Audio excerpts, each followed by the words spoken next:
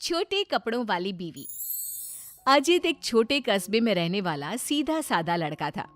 उसकी शादी दिल्ली की रहने वाली सौम्या के साथ हो गई। सौम्या बहुत ही फैशनेबल लड़की थी। अजित की नौकरी छोटे कस्बे में होने के कारण सौम्या भी अजित के साथ छोटे शहर में रहने के लिए आ गई। सौम्या, तुम्हारा ड्रेस कुछ ज्यादा छोटा है, इसे पहनकर यहाँ बाहर मत निकलना।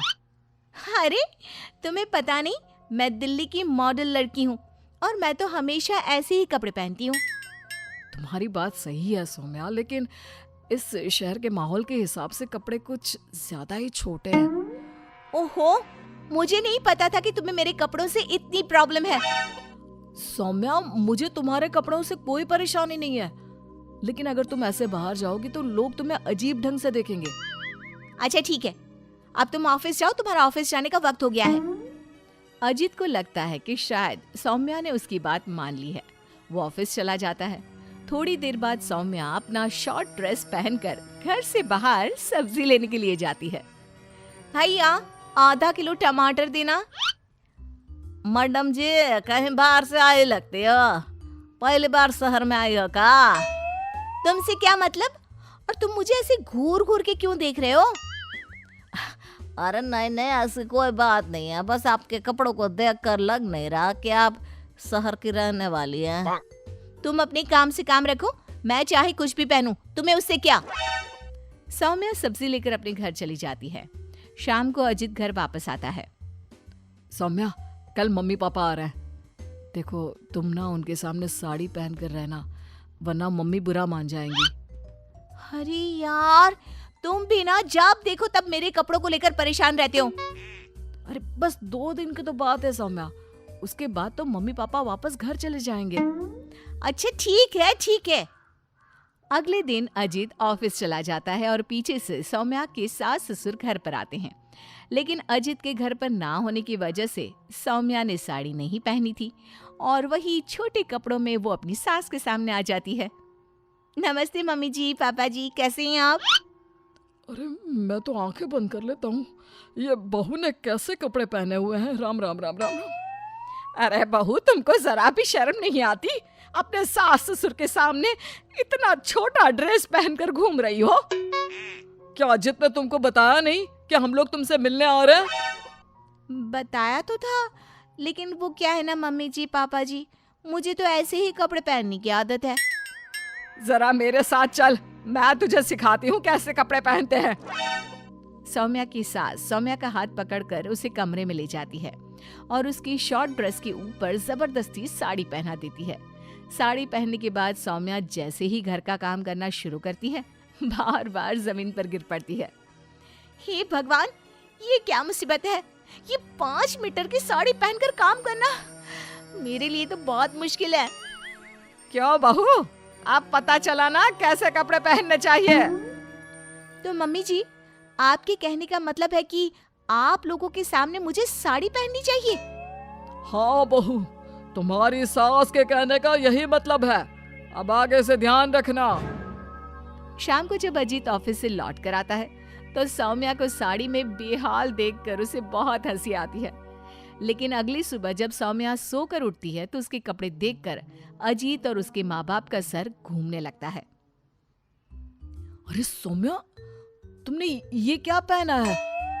आपकी मम्मी ने साड़ी पहनने के लिए कहा था तो मैंने साड़ी पहन ली। लेकिन सौम्या, तुम्हारी साड़ी तो घुटनों तक ऊंची है, जैसे ये साड़ी ना हो कोई मिनी स्कर्ट हो।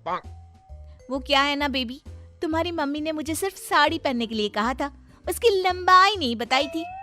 हे भगवान, ये कैसी बहू पल्ले पड़ी है? अरे ये क्या अजूबा बनकर घूम रही है? लगता है मुझे फिर से आंखें बंद करके ही रहना पड़ेगा। अरे पापा जी, आप एक बार आंखें बंद कर ही लीजिए, बार बार डायलॉग मारते रहते हैं। ये तुमने क्या हुलिया बना लिया है सौम्या? अजीत के मम्मी और पापा अपनी बहू की हरकतों से परेशान होकर वापस चले जाते हैं। अजीत सौम्या को समझाने की कोशिश करता है, लेकिन वो उसकी कोई बात नहीं सुनती। एक दिन सौम्या कुछ ज्यादा ही फैशनेबल कपड़े पहनकर घर से बाहर निकलती है।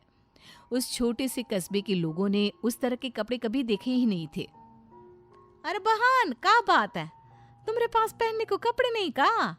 लगता है बहुत गरीब हो। चलो मेरे साथ, मैं तुम्हें अपनी पुरानी साड़ी दे दूंगी। हाँ, पागल हो गई है क्या? ये आजकल का फैशन है, फैशन। सौम्या जैसे ही थोड़ा आगे बढ़ती है, अरे देखो बेचारी कितनी गरीब है, इसके कपड़े भी फटे हुए हैं। लो ये 10 रुपए रख लो। हाँ कोई बात नहीं। अरे मैं कोई भिखारी थोड़ी ना हूँ। कितने अजीब लोग हैं यहाँ के, इनको फैशन का मतलब भी नहीं पता। थोड़ा आगे जाने के बाद कुछ बच्चे सौम्या को देखकर जोर जोर से हंसने लगते हैं। अब तुम लोगों को क्या प्रॉब्लम है? क्यों हंस रहे हो ऐसे? आंटी, आंटी आप बहुरूपिया है ना? हाँ? बहुरूपिया क्या होता है? आंटी वही जो अजीब अजीब कपड़े पहनकर गली गली में घूमता है और लोगों से पैसे मांगता है। तुम्हारा दिमाग खराब हो गया है? मैं कोई बहुरूपिया नहीं हूँ। लेकिन आपकी हालत देखकर तो ऐसा ही लग रहा है। तभी वहां पर एक औरत आती है। अरे बच्चों, ये तो कोई पागल औरत लगती है। देखो इसके कपड़े भी फटे हुए हैं। हे भगवान, मैं सच में पागल हो जाऊंगी। इस शहर के लोग बड़े अजीब हैं। मेरे फैशन को न जाने क्या समझ बैठे हैं। फिर सौम्या अपने घर लौट आती है और जोर जोर से रोने लगती है। सौम्या को इस तरह रोता देखकर अजित को कुछ समझ नहीं आता। अरे क्या हुआ सौम्या, तुम इतना क्यों रो रही हो? किसी ने कुछ कहा क्या? इस शहर के लोग पूरे पागल हैं। मेरे फैशन वाले कपड़ों को देखकर न जाने कैसी कैसी बातें करते हैं। तभी अजीत और सौम्या को घर के दरवाजे पर जोर जोर से खटखटाने की आवाज आती है। बाहर जाकर देखते हैं तो 2-3 औरतें वहां पर खड़ी हुई थी। कौन है आप लोग और क्या हुआ? अरे आपके घर में एक औरत रहती है ना, फटे हुए कपड़े पहनकर घूमती है। हम उसे ले जाने आए हैं। कहाँ ले जाने आए हैं? अरे पागल खाने या फिर महिला सुधार गृह में छोड़ देंगे? लेकिन क्यों? हम उस बेचारी की मदद करना चाहते हैं। उसके पास पहनने को कपड़े नहीं है ना। आप ऐसा नहीं कर सकते। लेकिन क्यों भाई साहब? क्योंकि वो कोई पागल औरत नहीं, मेरी छोटे कपड़ों वाली बीवी है और उसका दिमाग बिल्कुल ठीक है, बस कपड़े थोड़े कम है।